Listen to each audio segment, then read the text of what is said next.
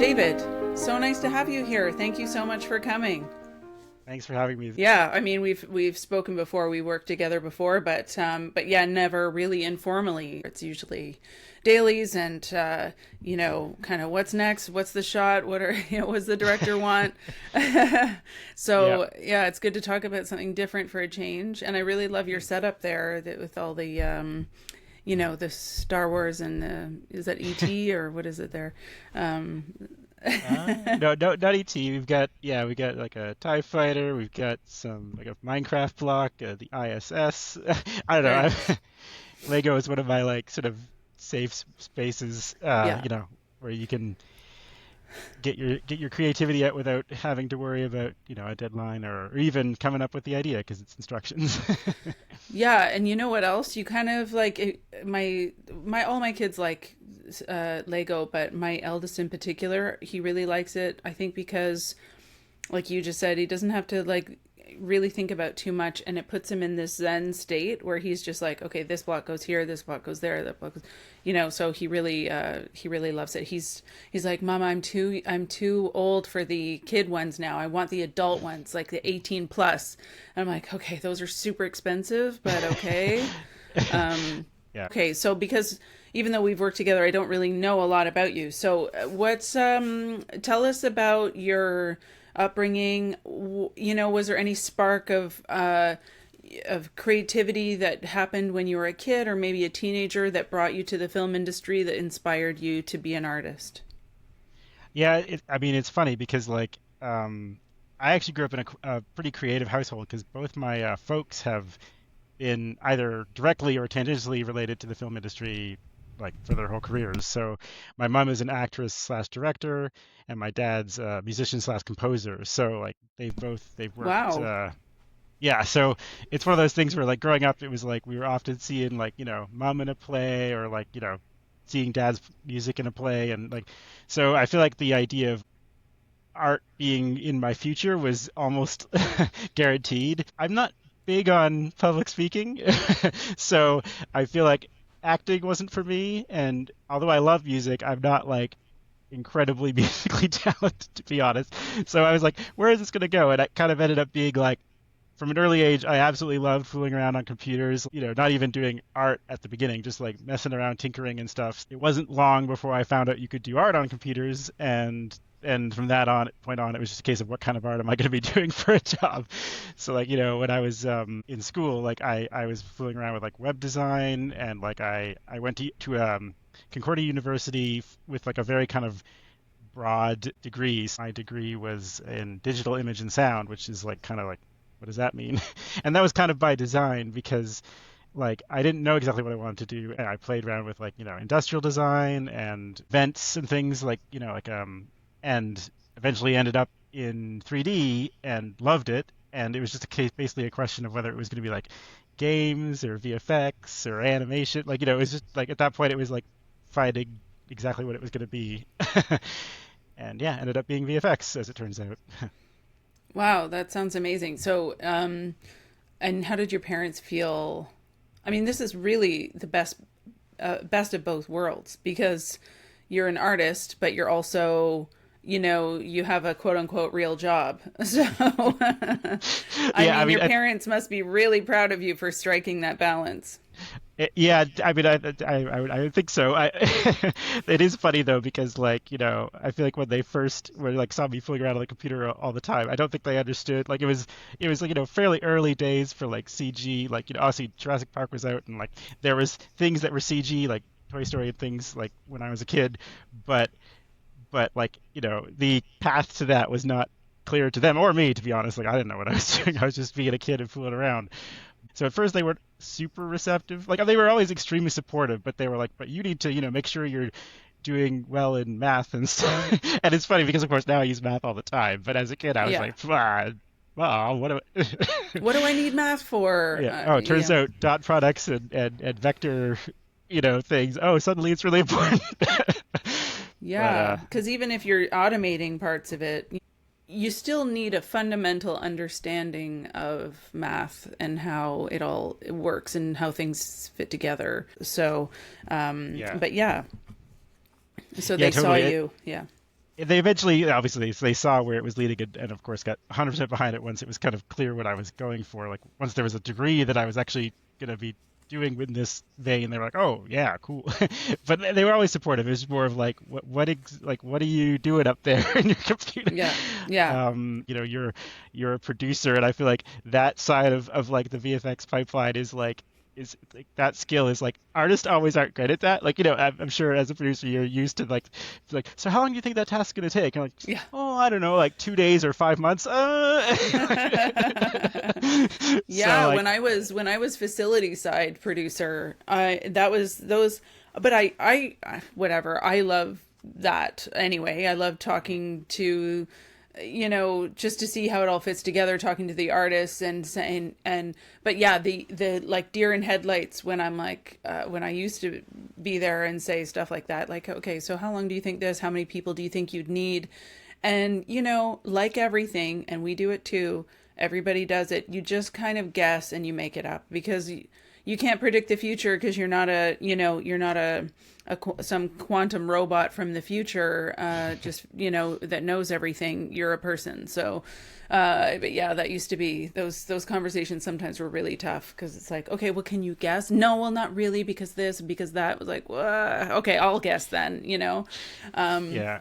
but And yeah. I think it's really valuable too, is like that kind of like, it's a skill that like I super didn't have when I was an asset artist, and I think it got better and better and better, and a little better when I was an asset lead, and then hopefully a little better when I became a CG soup. But I think I've gotten better at it when you have a really good production team. Like it's clear that like estimations were made well because sometimes people like who are either green or maybe have been to a different company where like if it's more efficient, I don't know, but like you have like examples where sometimes the timeline is awfully tight and you're like, oh, okay, let's figure out how to make this work. But I feel Yeah. like when it's really like when you're really humming out the same frequency or whatever, I feel like it can be extremely smooth because those estimations like are good estimations, or at least on balance. Like, maybe some go long, but some are faster, and it kind of like really works out.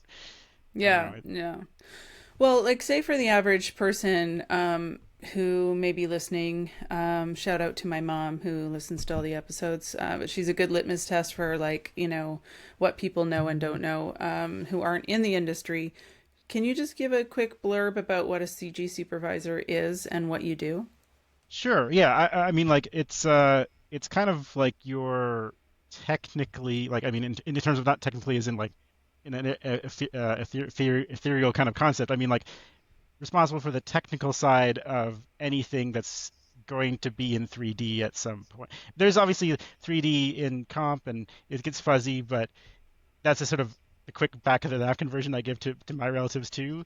And so like that means that I, oversee teams who work on like effects, and I'm from assets, so I often like get my hands dirty in that department a bit, like, just to help out with volume and stuff. But And assets, again, just for those who don't know, digital assets that are, say, created in CG in the computer that you use over several scenes. So maybe there's a prop or a set or a creature or something like that. What would you call it? The building blocks or the you can't even yeah, call like them I think tangible because we're in a digital industry, but yeah, they're like the things that other departments will manipulate to result with a VFX shot. So like most of the times, like you said, it's like a prop or a vehicle or a character, but like sometimes it is like, geometry that like a map painter will project on.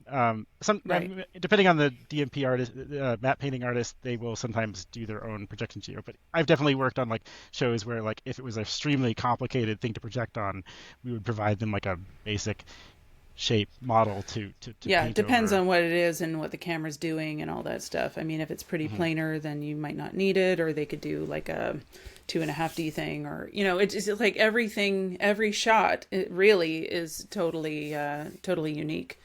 Mhm. Never mind each project, which is also obviously very unique. So, the spirit of the podcast is to talk about our, the human side of us and like what who we are, trying to draw attention to us as people and trying, because there seems to be some confusion out there about visual effects and how it's like in the computer, but it's it's not just in the computer, it's in our hearts and minds, and we're artists too. And so, tell us a little bit about your, maybe your hobbies, or do you have, other things that you like to do? Yeah, I mean, I first of all, I just want to say a quick like thank you for this podcast because I feel like in the era of like as a quick aside, like in the era of like you said like devaluing the work of visual effects artists and denying their existence entirely, and it's just it's so nice to have this kind of very like inviting like um Space. space to talk about how we're people and how art is art and we really love what we do. So there are days you don't love what you do, but that's part of the anything that's really worth doing has challenging parts. But yeah, I mean, so I've recently been a little less like in the computer. Like previously, like the thing that I would do for fun was literally what I was doing as a job. I would work on personal work and like model spaceships and things for fun. Um, but as the days have gotten a little longer and more involved as a CG supervisor, I've kind of been trying to find ways to be creative outside of like a 3D viewport, which is to say I'm sometimes still using the computer, but just a little less like intense 3D artwork. So like I've been kind of been fooling around with 3D printing, which again still kind of goes into the computer, but then you get a thing out of it and you can kind of, like you said, make it tangible, which is very Touch it. satisfying.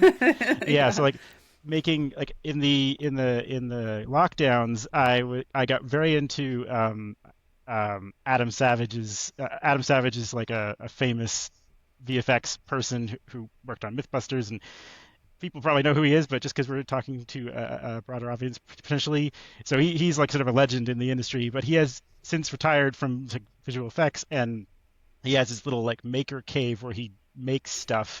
So I was Man like cave. watching Call it it. what it is. It's a man cave. Well, yes, I was just trying to use a maybe a I don't know A more generic term. a more generic term, but yes, and so like I in lockdown I got like I was watching a lot of his like maker videos, and so I started kind of like oh I could make something like that would be fun. So like one of the things I did is like I made like I was so as a bit of an aside, I was also kind of like writing some stuff in the background, which we can talk about in a second. But like, I was kind of because I'm a very visual like person, and art like visual art is kind of the way I approach things a lot of times. Sometimes I would like think of the scene and then like, ooh, it would be really cool to have the prop that is from that scene, like that kind of thing. So like one of the things I did was behind me there, is a like a sci-fi kind of rifle thing that I made during lockdown. It's not real. It's a prop.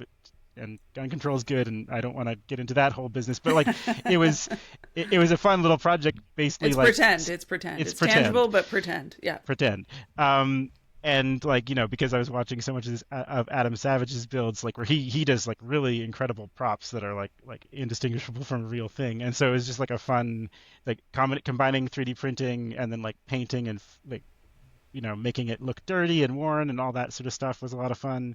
And then like we kind of started off the call with like I do like I mean not a lot because my house isn't that big. I'm starting to run out of space, but like Lego and stuff where that's kind of like my like you said like it's a very kind of Zen thing where I'm not actively like how am I going to solve this problem? How am I going to make this look the way I want it to look? It's sort of more like I get to have the sensation of like I'm Hmm. creating, I'm accomplishing something, but it's like very kind of like Zen, like okay, this piece goes It's a here, this different piece part goes of your here. brain. Yeah, it's a Mhm. different part. So you're using your brain, but you're also kind of it's a different. And I'm sure someone watching this maybe can put it in the comments. But there's a part of the brain where you have to be like active and problem solving, and then there's the other part which just does things. It's a little bit more automatic. So and Mhm. yeah, it's really important to turn off the first part, which again I don't know what the parts are called, but and so you have a small house, but you have one or two kids.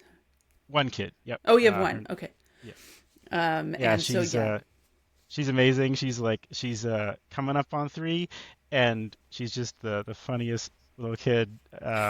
It's very funny today. It was an interesting day because the toddler energy of like, oh, I want to do all the things. And so she wanted to walk all the way to daycare, despite the fact the snowbanks are like up to her waist. Wow. Wow. It's a crazy snow day today for those people who are wondering what day this was recorded on. But Yes, and all of my kids, and I have three of them, they're all downstairs. I'm like, So yeah, and I'm like, I'm recording, so you can either be super quiet, which is impossible for them, or you can go in the basement, or you can go outside. So you decide. But they're a little bit older, so they're, a bit more autonomous, and there is my husband's also working from home today, so it's all good. But yeah, that it's a lot. It's a big day. It's a big day for parents in Toronto, everybody. Yeah, I mean, I'm very lucky that her daycare as was open. At least for she's probably gonna have to come early, they said, but at least for this call and for getting some work done in the Yeah. morning before house becomes chaos. But yeah, it's been a lot of fun watching her grow. I mean, I'm still like a relatively new parent at only like a little over 2.5, and it's fun to That's a talk to a lot lot of though. my Yeah. yeah. I mean, it's fun to talk to like all my coworkers who have kids and sort of hear their experiences, and it's fascinating like you talk about human touch point. Like it's not everyone I know has kids, but like it's like a nice relatable like thing to talk about that isn't VFX, because the problem is with office parties a lot of the time you end up with like everyone just talks shop or even just talks about literally the work they're doing, and it's like, oh no, let's not do Yeah, that. and it's good So to talk about the work, and we need to talk about the things that are frustrating us, but we can't only talk about that because mhm. we'll go crazy, and we need to do other things. So it's oh my god. And we need to, even though we're talking right now on a screen, and I'm so thankful for this technology, but it is important to be with each other in person and talking about things like human things, like how is your health, like how, just in the old days before all this technology took over, people would do that. They would talk about, and maybe to a fault in some cases, because there was but that hasn't changed. I was going to say there was a lot more gossip back then, but that is not true. There's just as much now, if not way more. Now we Yeah. have more outlets to express our discontent with other people, but just that human side of it, where you get together and you're talking about, like, the recipe that you discovered, or maybe a play that you watch, something, Mhm. a little bit more in person. And again, not to disparage any digital stuff, because as we're talking about here, and again, the whole reason for this podcast in the first place is art, whether you make it digitally or not.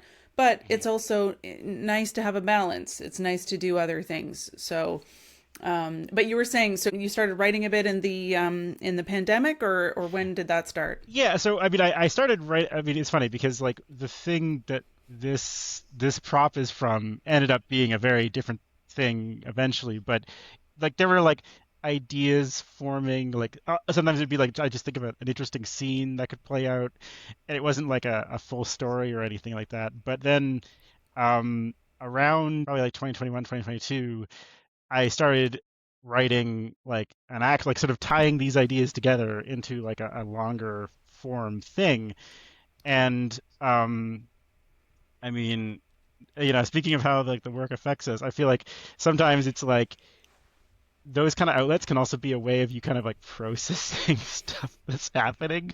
Yeah. Because I do think there is an element of like at the time I was working at MPC in Toronto, and things were a little fraught there, is maybe the gentle way I'll put it.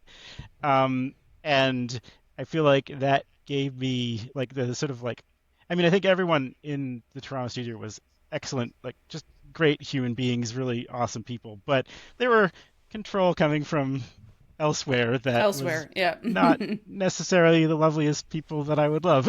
Yeah. But anyway, so I feel like it got me kind of wanting to write some like sort of dystopian sci-fi. I mean, like I said, the ideas were already floating, but it was one of those things where like, okay, I need to like Get it out. get it out exactly. Yeah, So yeah, I started because if writing yeah.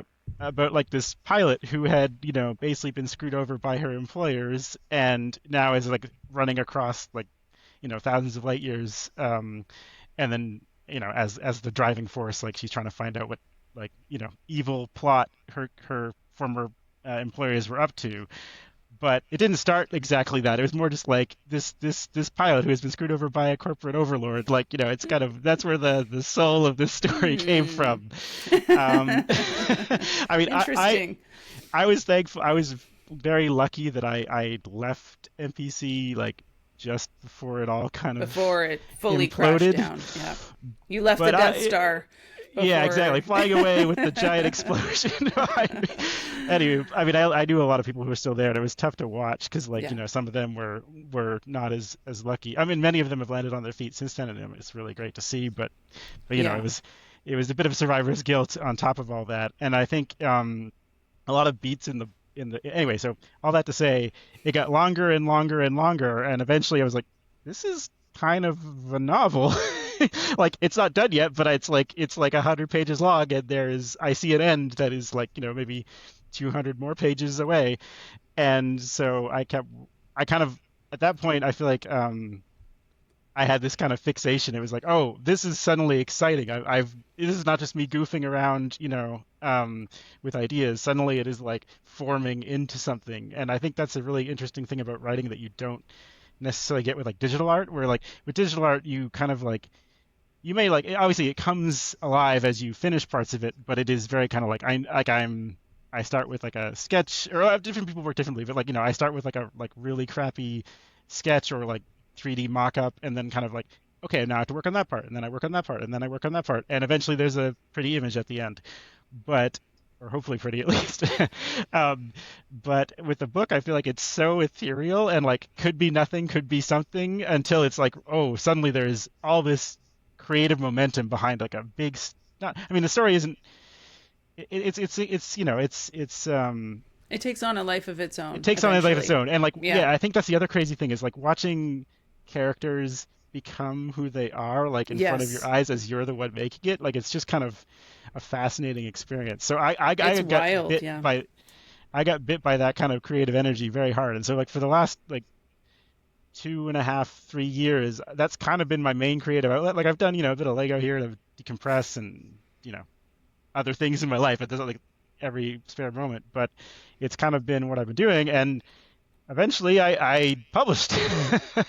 Oh wow. So yeah, it So what was is it called? What is it? it's called Out of the Fold. Do you have it there? Show us if you have I a actually do. copy. Okay. I thought it might come up, so I actually had it handy.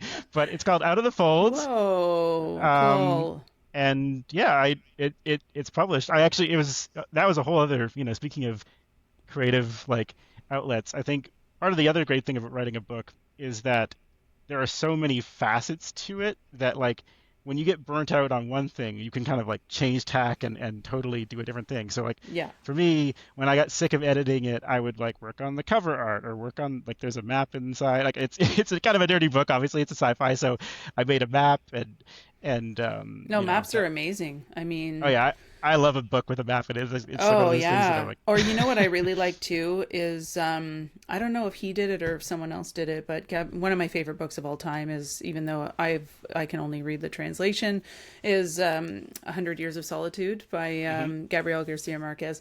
I don't know if he did it or if someone else just said, okay, enough is enough of trying to figure this out. And they did like a family tree, which is totally wild. I don't know if you've read it or not, but I haven't, but I'm aware of the book, but yeah, I haven't read it. yeah, so everyone's basically almost named the same thing.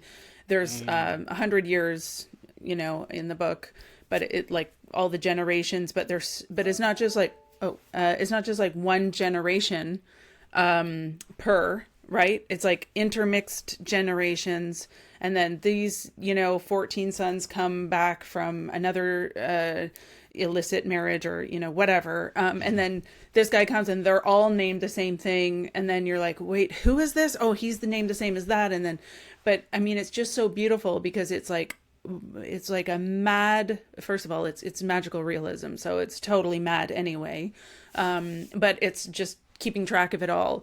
And so one of the editions, I have a few editions including the Spanish one, but obviously can't read that because I do speak Spanish, but at a very basic Oh, level. cool. Anyway, but yeah, at the beginning, somebody with a brain put together that family tree, which is totally wild, and it's all like the most distorted tree you can imagine. But so maps are amazing. That family tree is amazing. Like I love that too because it's all in your mind. I mean, I'm not talking about the writer for a minute. I'm talking about the reader. Mm. It's all in your mind, and to see it like laid out like that is just so awesome. And actually, and sorry to continue on this tangent for a minute, No, I go use ahead, maps please. and I may have even asked you to do this once in a project. I can't remember, but I find maps are just so helpful. So sometimes at work, I'll ask the artist to make a map. 100%. Yeah. Yeah, like I'm like, guys, let's just make a map so that we know where everything is, because as you know, but maybe the audience doesn't know, when you shoot a film, especially like an epic film that takes place over a long period of time or long a big space, they're all shot in different places. Like maybe one is shot at the gas station down the road, and then one scene is shot in Prague or something, and and then there's like studio stuff, but none of that matters because when you get into post, all of it needs to be the place that it is in the story. It doesn't matter where you physically shot it in reality. It does for people like you who have to, take the scans in and maybe even go back and look at if it's a real location. So it does matter. But I'm just saying for the story and for the final picture, it doesn't matter. What matters is the story and the world space. So we talk about that a lot. Also, in post we talk about world space and story space, Hmm. and I know that you lean into that heavily as well. And it's just so important to just lay it all out there and say, okay, forget about where everything was shot for a minute. Let's put our story hats on and figure out where this is.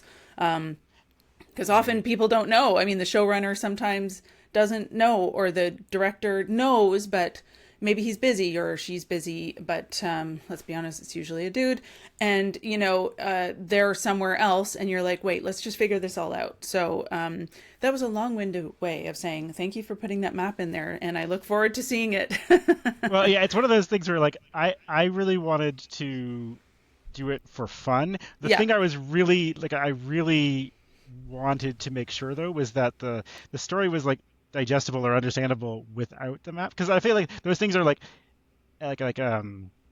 flavor text or something. It's like it's outside the story, but it informs or improves the story.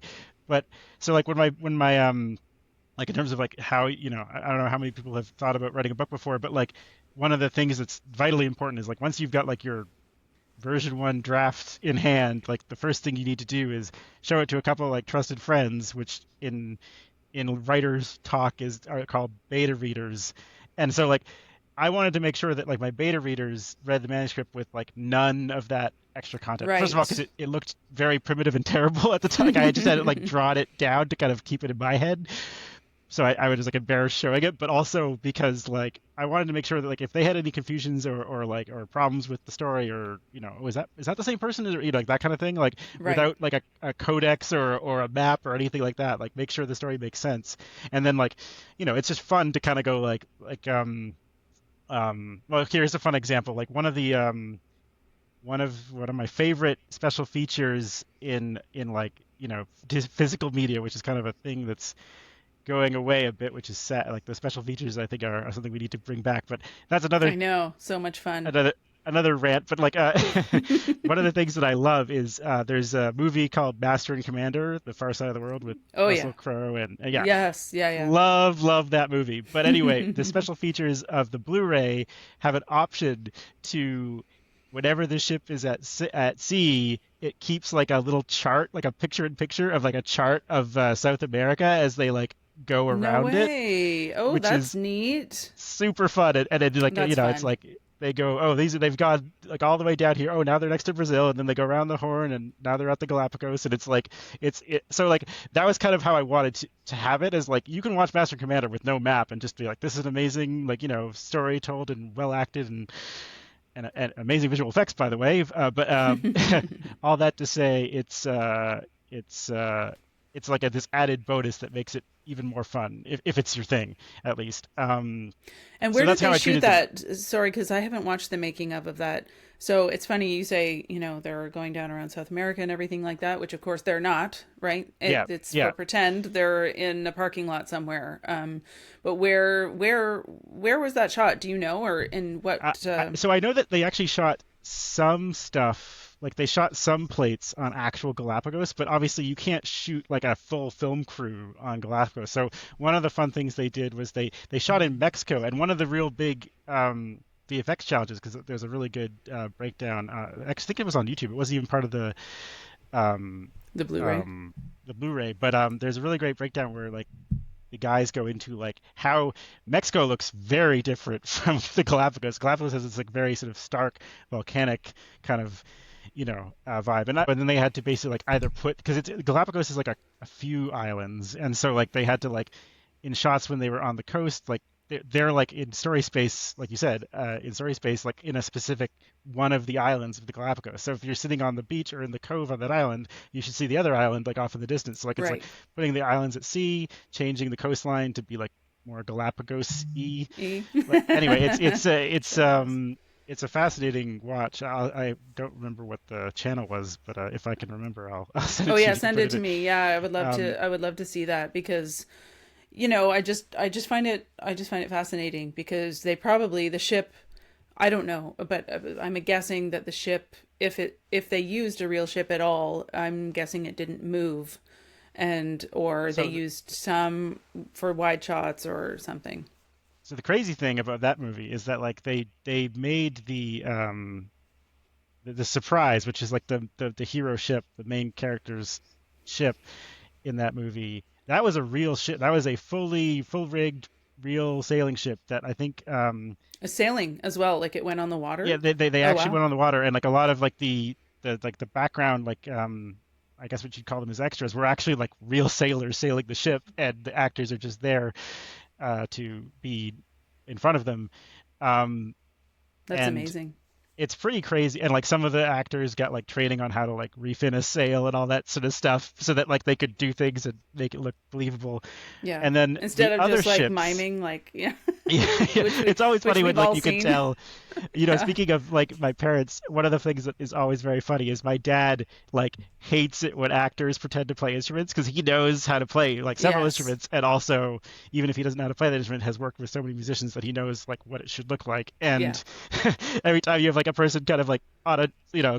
saxophone or something just like randomly hitting keys or like on the piano just like Oh, I my dad's know. like it's like it takes you out of the movie, It so I takes you think it's out. Yeah. um anyway is and then for I think they did like super huge like really big miniatures for some of the other ships like the enemy ships that don't get as close to camera. I think that Mm. was like like just like huge like like I don't know Bigatures. 10 Yeah. foot 18-foot long like model sailing ships. And then Wow. it's interesting because that movie was made like at a really interesting time of VFX where like it had CG in that movie, but like it was right like kind of I think you could almost call it the golden age where like all the departments of like making a movie were like first of all equally respected for starters, but Really? Has that secondly actually like happened?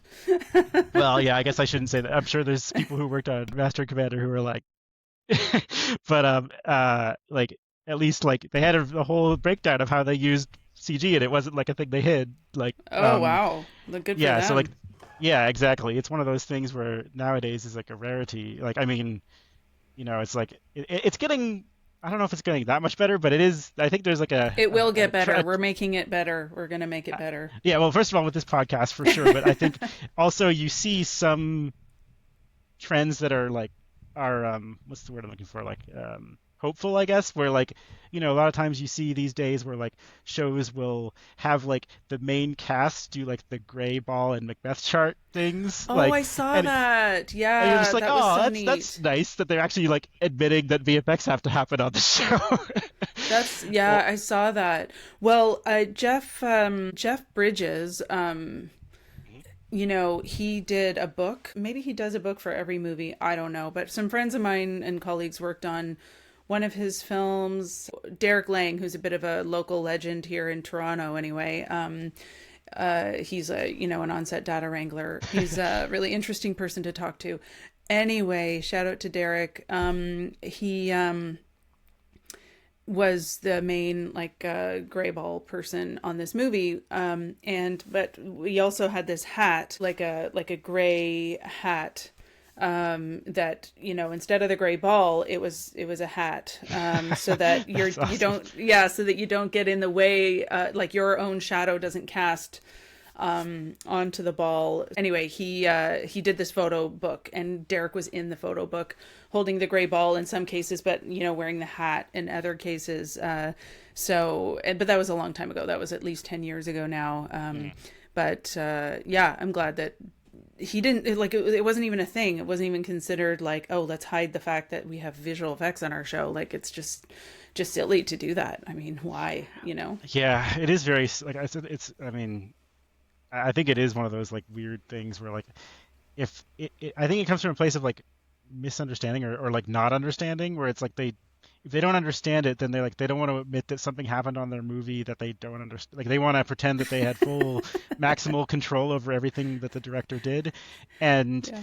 I think, if you're, you know, either like understand that like, you also don't know how to build a set, but you trust your carpenters to Yeah. do it's like it's not easy to build like you go on set sometimes and you're like it's incredible how like the screen facing side of it is like, beautifully textured rock and stuff, and then you like go like this and it's like a Yeah. crazy plywood and like two by Yeah. four lattice of things holding, you know, Holding it all together dozens and of tons stairs. of yeah, like, and it has to be safe and people have to Yeah. get up on there stairs for like yeah like persons dropping snow or like lighting, it's incredible complexity, but directors are never like I built the sets, like No, I like know, I it's know. it's just Well, weird that and guys, guess what? It's a movie, so it's fiction. So Mhm, all the things that you see are not real because it's a movie.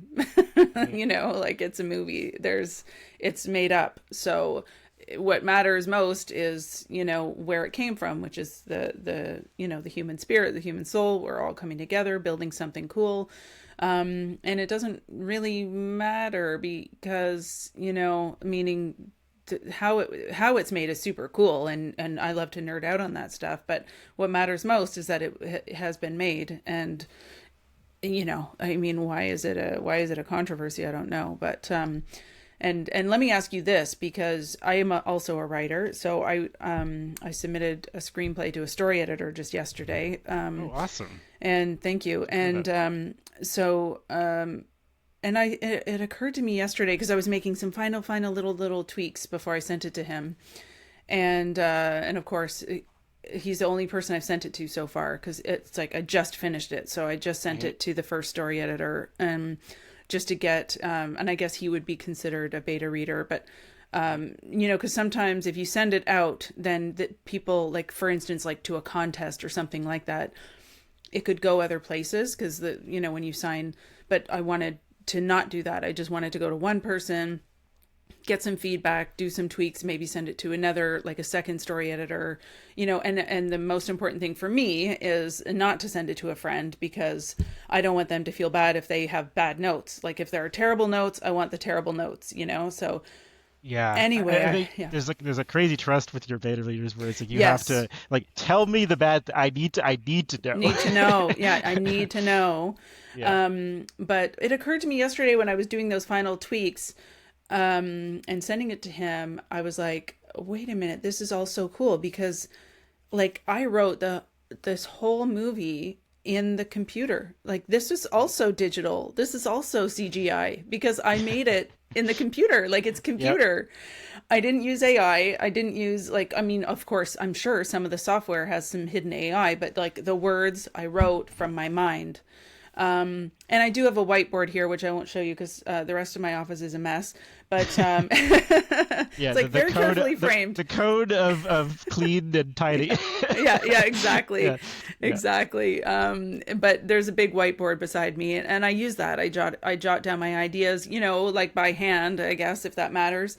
And Hmm. I put it all out with cards. Uh, I was going to show you some cards, but I don't know. They're not here right now. But, and then I put those out with like magnets and stuff, and like write it. Okay, fine.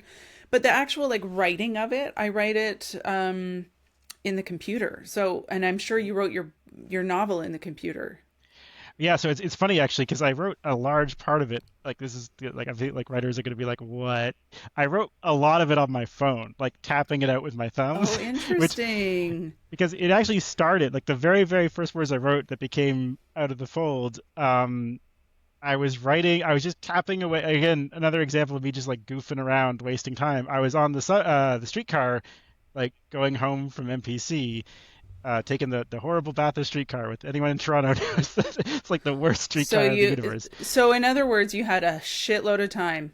Yep, exactly. Stuck in traffic on the Bathurst car, and you're just like, I'm just gonna fool around with this idea, and then like it's like every commute I added a little bit more to it, and then like eventually it became such a thing that I was writing it like on the actual computer, and then still on the phone, like because the thing is also like I wrote a bunch of it when my daughter was like newborn, and so it's hard to like go and sit at a computer when you're first of all very tired and secondly like want to Yeah. be there to support the mom Yeah. who's a lot more going on at that time. Or you could be nap Um, trapped, right? Like I don't well, yeah, know if you literally had the like nap trap. Yeah. and so like I would sometimes just continue to type like like I would be like like one of the things where like my daughter would like not fall asleep unless one of us was in eyesight like like literally line of sight Oh to her, yeah. so like My kids sometimes are I'd be still like like that. My kids are still like that. I'd be like in the dark and like just like maybe sometimes with like a blanket over me so I would Yeah. wake her up. I mean maybe sleep like crazy, And then but you I do was a new this, and parent. then you do the side eye, like, are they asleep? Okay, I think I can. Anyway, yeah, totally. It's so like I wrote a lot of it on my phone just because of those various things, and of course the editing process kind of had to be on a real computer because like Yes. it's too much going on to like Yeah. tap out edits on a tiny screen. But yeah, the initial draft was like probably like I would bet like 70% of it was like on a phone. No way. Oh my So yeah, God.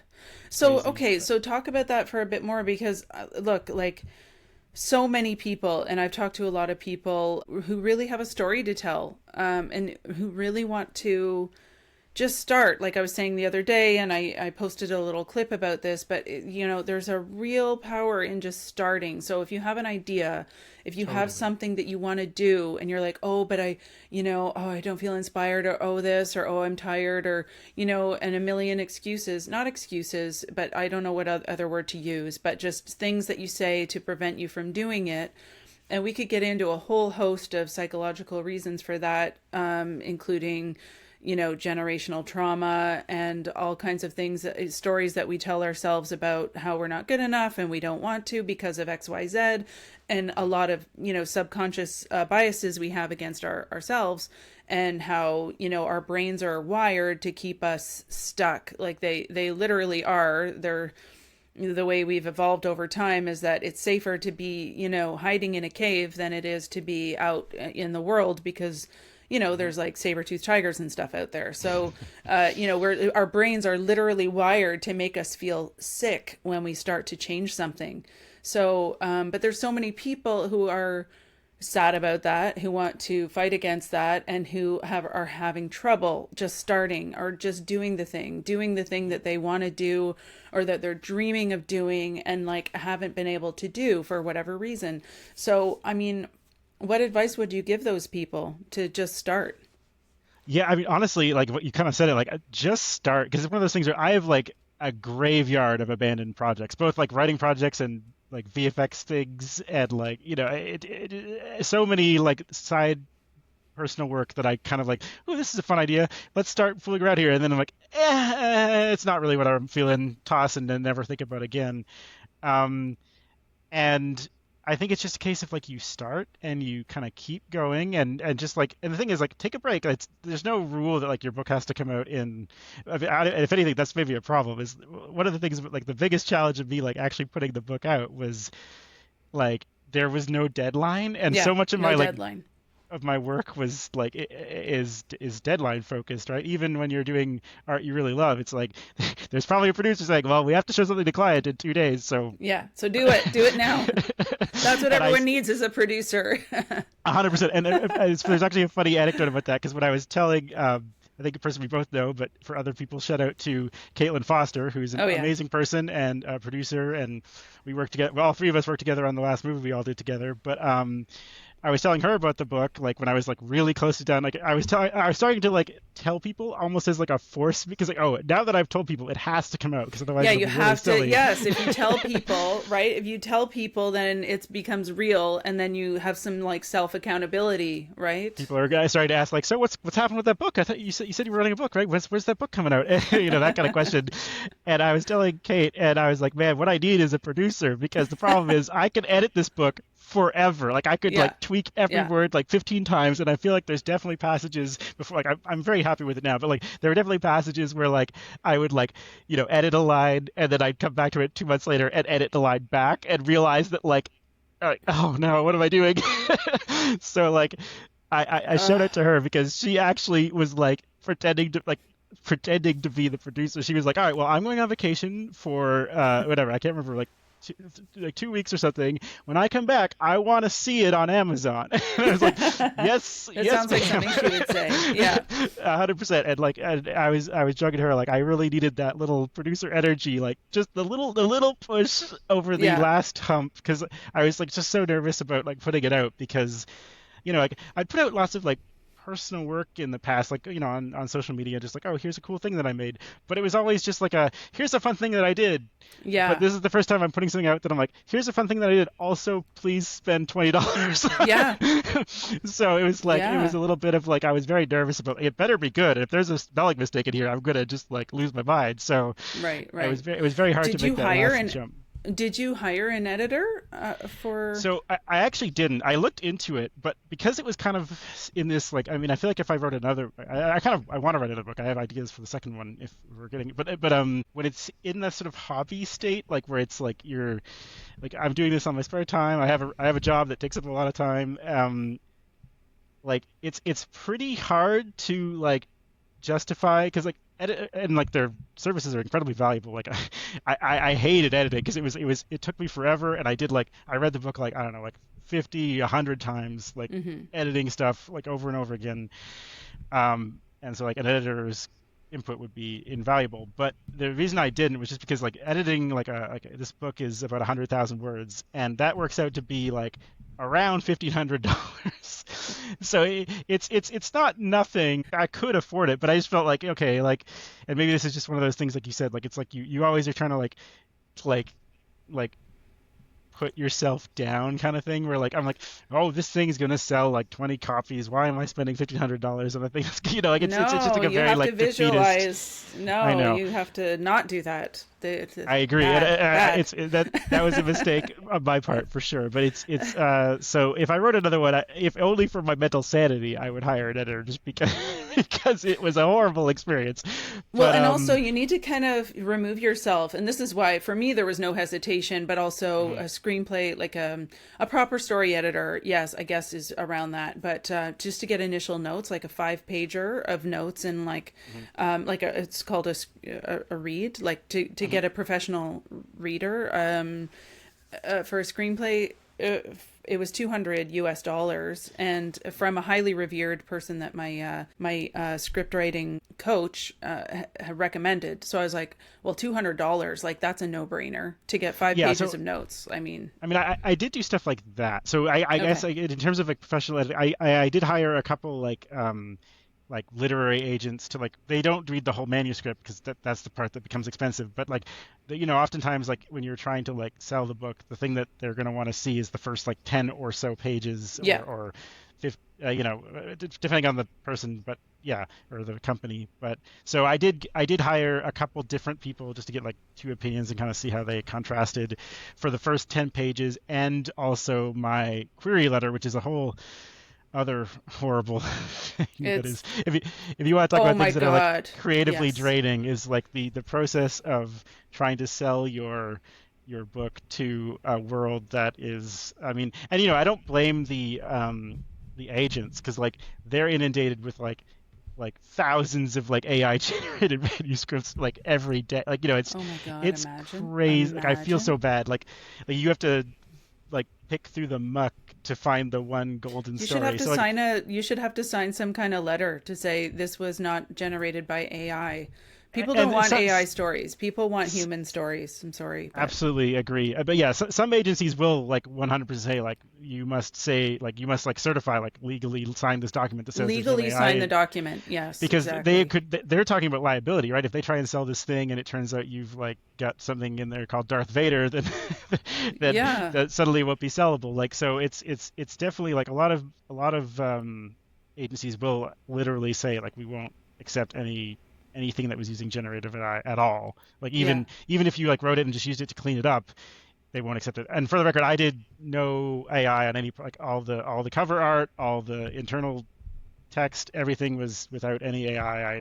I really wanted because I feel like it's funny. One of my friends said that like one of the things he doesn't get about AI, and I don't want to out him because AI is a sort of contentious topic in VFX, so I don't want to make anyone say anything they said out loud to the internet, but um if we like doing these things, shouldn't we want to do these things? Because AI is just basically taking the fun part out of the fun thing. Like, 100%. I mean, yeah, why are we, if you don't have a story to tell, and if you can't tell it on your own, then don't tell it. I mm, mean, and yeah, we all need support, obviously. I just mean, like, if the story itself it has to come from somewhere else, then why are you telling it? You yeah, know? and you do see that kind of thing sometimes. Like when I was like trolling Reddit because I was a newly minted author and trying to figure out like what the hell am I doing? Like because Yeah, the other thing is just like it's a whole process to even if you're self-publishing, it's like a whole process it's a that whole is process. Yeah. quite involved. So like, trolling Reddit threads to try to figure out like what's the best way to do this or how am I supposed to like, get a publisher, like even for self-publishing, like I am now technically a publisher in Canada, for Oh, okay. example. Oh, because Yeah, like you opened your yeah, own in order publishing. to get like a ISBN number, you either have to you can get a free one from like Amazon or other print companies, but then they like control the distribution. Like you can't just like Mm, sell it anywhere. So right. you're like locked into the Amazon ecosystem, which I did think about doing just because it's way easier. But I was like, no, I want to be able to sell it on my site and on or who knows if it gets exciting later with people start liking it that I don't want to be tied to Amazon. Like so, Yeah. I did the effort to I made up a name for my I'm technically Cygnus Oh Systems my God. Publishing. That's super So nerdy. That's super nerdy. um In a good way. In a good way. but, I mean it is.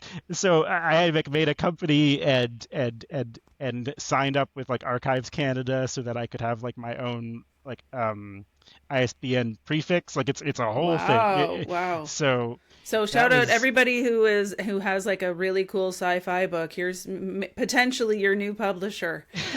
honestly, the thing is, once you're a publisher, getting an ISBN is like literally a couple clicks on Archives Canada. So like, Right. honestly, if there are people who are like struggling and don't want to be tied to Amazon, like, give me a shout. Like, it is some effort. So like, I can't do like a million things, but I would be happy to help someone who's in those trenches because it's not fun. The only thing I would say is like my publisher, I think will have the same ethos as me, which is to say if you use generative AI, I'm not gonna publish it. But if Yeah. you wrote a story of your own accord, I'm not gonna like nitpick on. I'm not gonna be like a publisher who's like, oh, you have to fix this. Like I'm happy to just like help get personal work out there. So Wow, that's yeah. amazing. That's Anyway. amazing. Well, we'll link to the book below, Oh in yeah. the Thank you. description of the video because, I mean, number one, it sounds really cool, and it's neat that you have a female pilot because I have two protagonists in my script, and they're both men, um, and and I thought, oh, why are they men? And why am I writing a? There's so many. All the stories are men. Why am I writing a story with men in it? And nothing against men. I love men, No. but I get it. it Like doesn't. it's Yeah, it makes sense that a female writer would write like a female protagonist, but I don't know why. They came from somewhere else. Number one, meaning I just received the story and I'm the writer, but the story, like we were saying earlier, the characters took on a life of their own. I mean, that's yeah. You're just like who a they are. conduit for it to come out. Yes, Yeah. yeah, I totally exactly. agree. Yeah, I mean, for me, it was kind of a similar thing. The character in my first instinct was a woman, but if anything, my only real fear was like, gosh, hopefully I'm doing like the female experience justice. It's like gender is such a thing, and like I'm yeah, not a woman, so like I was like, man, I hope it doesn't come up as like there's a lot of like people dragging male writers on the internet who have like written like very male gazy female characters like that kind right, of thing. right. So I just wanted to make sure that I was being as believable or Honest or authentic truthful. Yeah, yeah. as I could be. So that was another reason why the beta readers were super important to make sure I was like Yeah.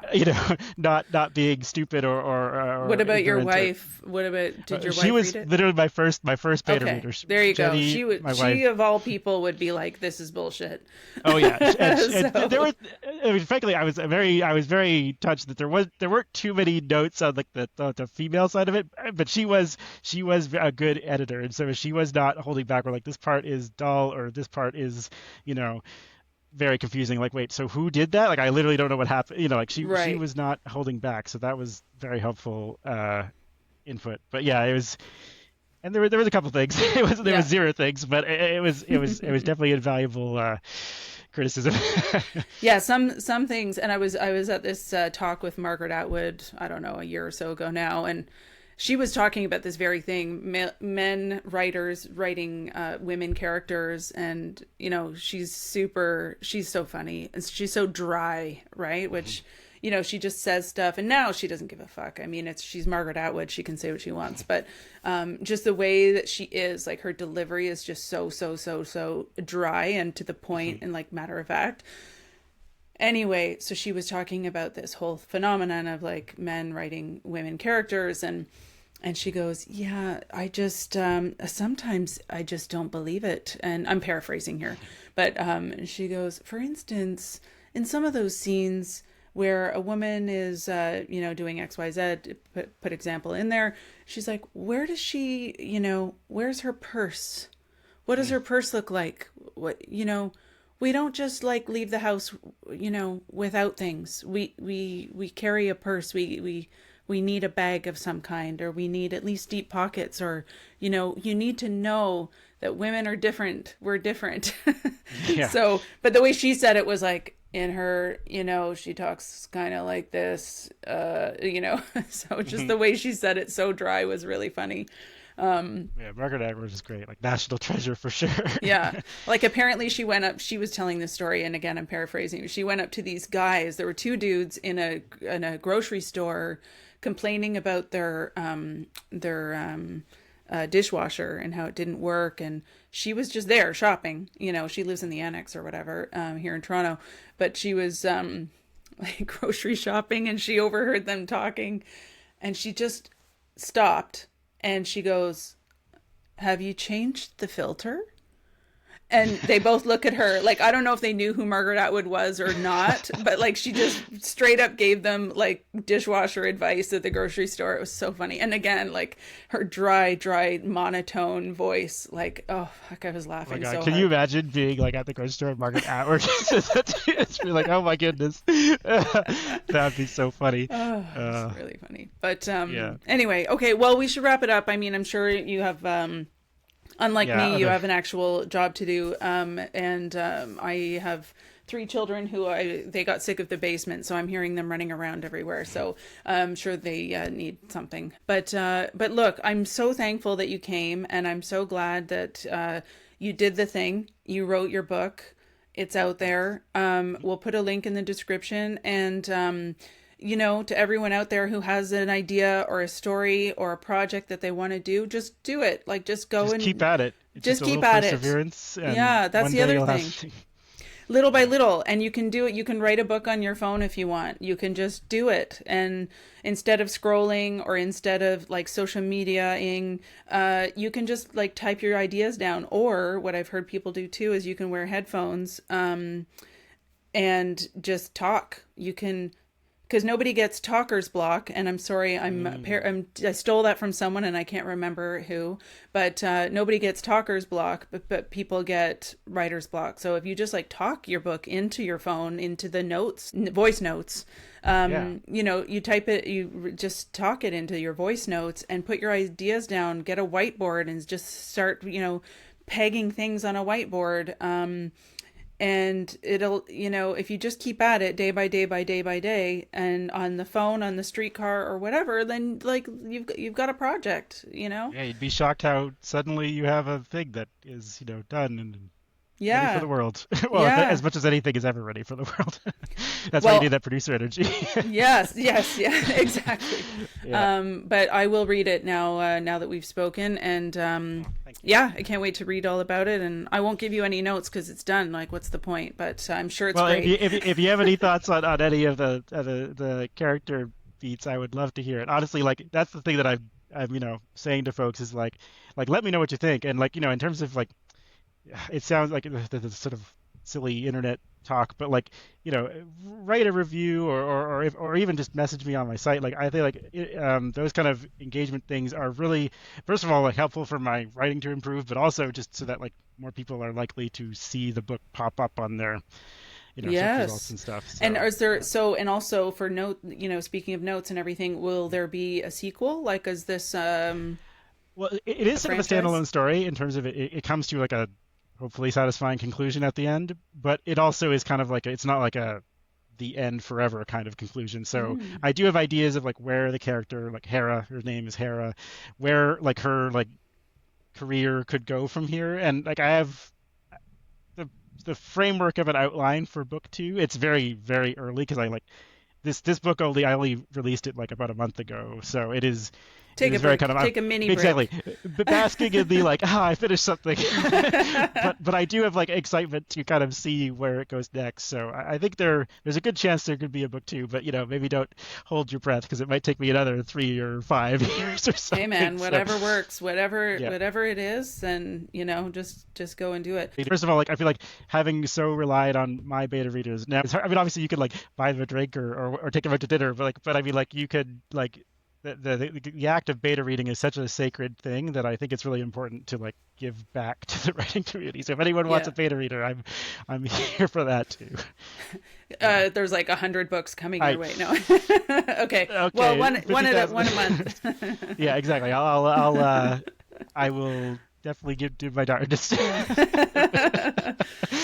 Okay, well, Okay. Well, thank you thank so much, you, and Stacey. have a great rest of your day, and hopefully your daughter has fun in the snow because my kids are like absolutely in heaven right now with the snow. Oh, she So, can't wait to shovel. She's like, I want to shovel. Me shovel? Me shovel? It's oh my great. gosh, so beautiful. All Anyway, right. Well, we'll see you. thanks very We'll see you much. again soon, I'm sure.